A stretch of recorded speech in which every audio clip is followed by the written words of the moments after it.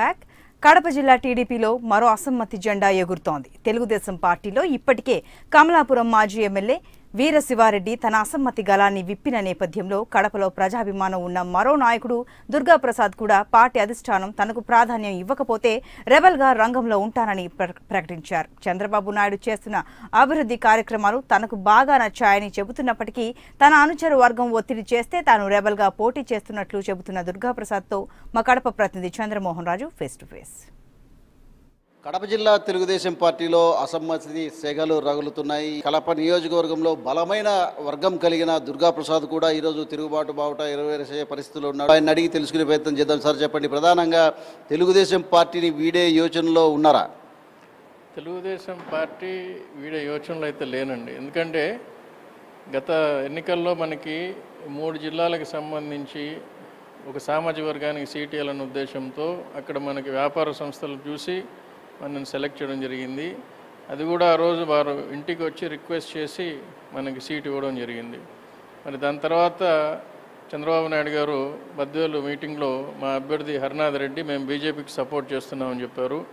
ఆ పరిస్థితుల్లో కూడా మనం 2014 ఎన్నికల్లో 50,000 ఓట్లు తెచ్చుకున్నాం. అంటే ఒక రెబల్గా పోటీ చేసి 15 రోజుల్లో ప్రజలకు చేరువై వాళ్ళ ద్వారా మనం 50,000 ఓట్లు తెచ్చుకున్నాం. అది గమనించాలి.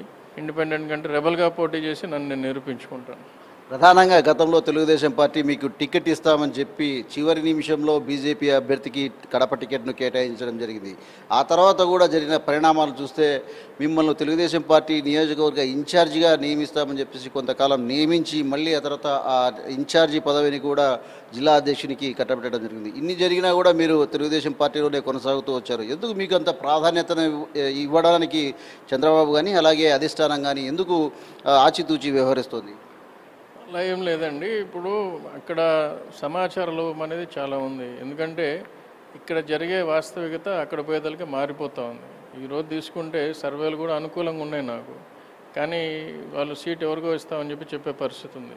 మీరు కేవలం మీ సామాజిక వర్గానికి సంబంధించిన ఓట్ల మీదనే ఆధారపడి ఉన్నారా, లేకపోతే మిగతా అన్ని కులాలు మతాలకు సంబంధించిన వారి మీద ఆధారపడి ఉన్నారా? అంటే గతంలో నాకు వచ్చిన ఓట్లు చూస్తే అన్ని ఓట్లు ఇక్కడ లేవండి. కడపలో సామాజిక వర్గానికి దాంట్లో సగం ఓట్లు మాత్రమే ఉన్నాయి. మిగిలిన సగం ఓట్లు మన పైన అభిమానంతో వేసేవాళ్ళు ఉన్నారు. ఈరోజు మాకంటూ ఒక మంచి పేరు ఉంది. ఒక దుర్గా సంస్థలు ఇక్కడ ఒక మంచి పేరు ఉంది కాబట్టి ఇక్కడ సామాజిక వర్గం అనేది ఏంటంటే వాళ్ళు నాతో పాటు ఉన్నారు, తప్పదు. ఇక్కడ 100 మంది ఉన్నప్పుడు ఒక 20 మంది వాళ్ళు ఉన్నప్పుడు మనం వాళ్ళని కూడా గమనించుకోవాలి. ఎవరిని దూరం చేసుకునే పరిస్థితి లేదు. ఆ రోజు ప్రతి బీసీలు కానివ్వండి, ఎస్సీలు కానివ్వండి, ఎస్టీలు కానివ్వండి, ఆ రోజు అందరూ సపోర్ట్ చేయబట్టి నాకు 50,000 పైన ఓట్లు వచ్చినాయి.